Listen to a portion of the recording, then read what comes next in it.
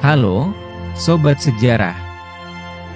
Selamat datang di channel kami, tempat di mana kita akan menyelami kisah legendaris dan sejarah menarik dari seluruh penjuru Indonesia.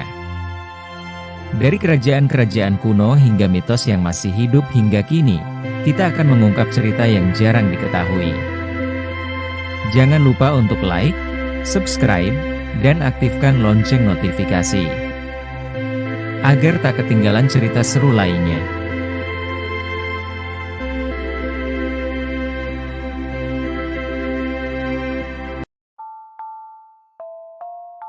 Pada zaman dahulu berdirilah sebuah kerajaan bernama Mataram. Kerajaan tersebut dipimpin oleh seorang raja bergelar Panembahan Senopati. Ia dikenal sebagai raja yang bijaksana. Sebagai raja yang bijaksana, Raja Mataram itu selalu memikirkan kesejahteraan rakyatnya. Oleh karena itu, Panembahan Senopati senantiasa mendengarkan laporan tentang keadaan Kaula Mataram dari berbagai sumber. Salah seorang kepercayaannya yang selalu memberinya nasihat adalah Ki Juru Mertani. Beberapa hari ini, Paman melihat Paduka tampak gundah gulana. "Apa yang sedang mengganggu pikiran Baginda?" tanya Ki Juru Mertani pada suatu kesempatan yang baik. "Paman benar. Memang aku sedang memikirkan sesuatu yang amat berat," jawab Panembahan Senopati dengan nada hormat. "Kalau tidak dianggap lancang, barangkali ada baiknya Paduka berbagi masalah dengan Paman. Paman tahu, di sebelah utara istana kita itu terdapat Gunung Merapi. Sewaktu-waktu gunung itu dapat meletus. Kalau Gunung Merapi benar-benar meletus, bukankah lahar panas akan mengalir ke selatan? Kita semua yang berada di selatan Gunung Merapi akan disapu lahar itu, Paman." Ki Juru Mertani mengangguk-angguk mendengar penuturan tersebut. Di dalam hatinya, ia memuji kepekaan pandangan junjungannya itu. Tidak dipungkiri, jika sampai Gunung Merapi meletus, kemungkinan besar lahamnya akan mengalir ke selatan. Istana Mataram akan jadi puing-puing. Sesudah itu, Ki Juru Mertani pergi bersemadi memohon petunjuk Tuhan.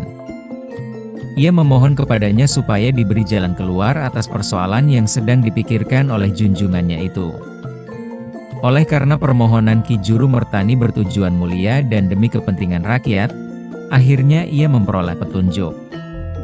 Dalam petunjuk itu dikatakan agar junjungannya, Panembahan Senopati, bertapa di Desa Nglipura, Bantul. Sekarang desa itu bernama Bambanglipura.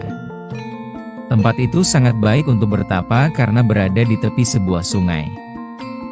Barangkali Paduka akan memperoleh jawaban atas masalah yang sedang tuanku pikirkan.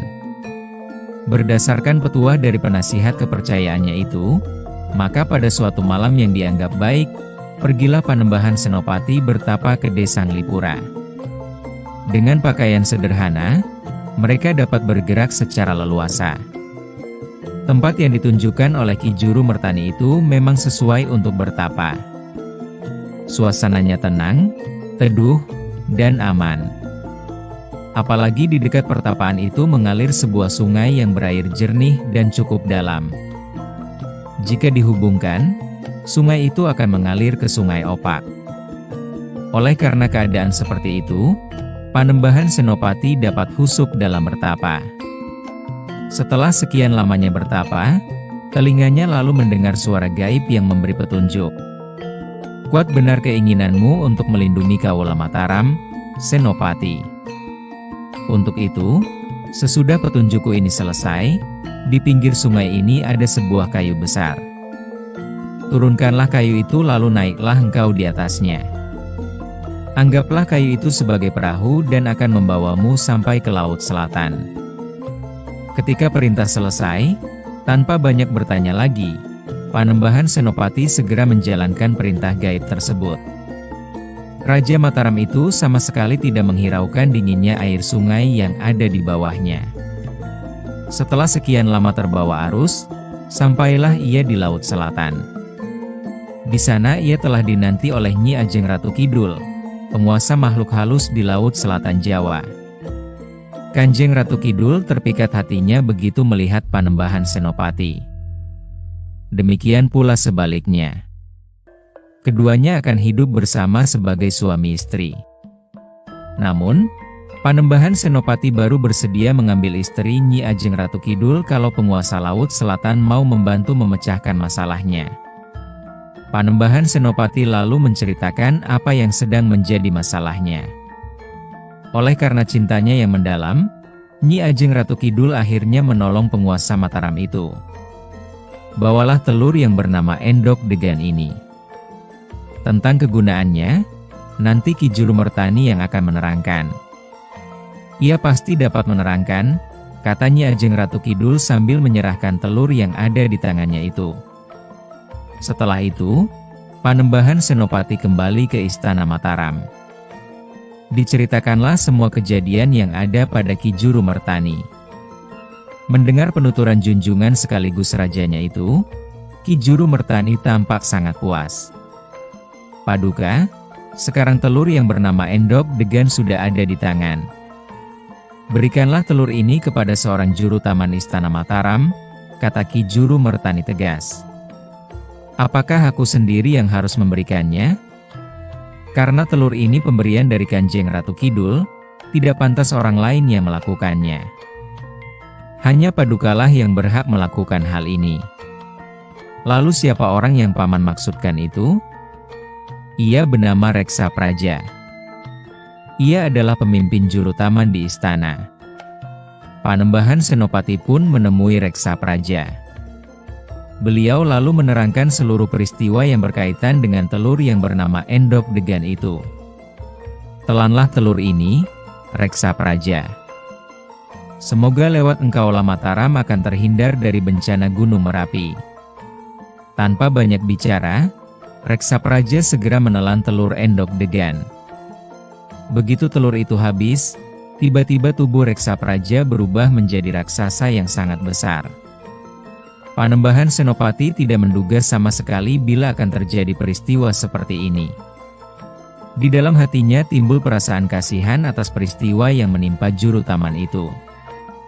Reksa Praja, maafkanlah aku.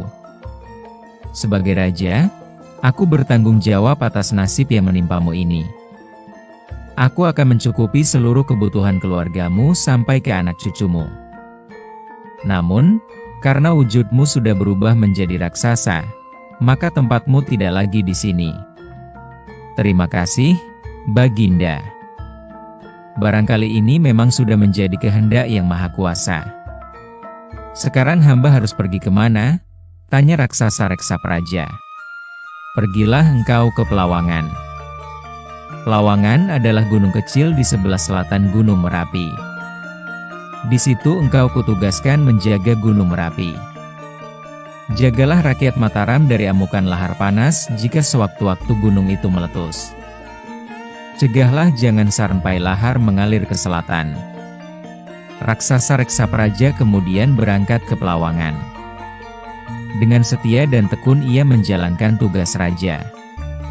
Konon, semenjak saat itu, jika Gunung Merapi meletus, laharnya tidak pernah mengalir ke selatan. Lahar justru mengalir ke sungai-sungai yang melewati kota Muntilan di Kabupaten Magelang atau ke sungai-sungai yang mengalir ke Kabupaten Klaten. Sebagai tanda ucapan terima kasih kepada raksasa Reksa Praja, Keraton Mataram kemudian sering mengadakan sesaji di Gunung Merapi setiap setahun sekali.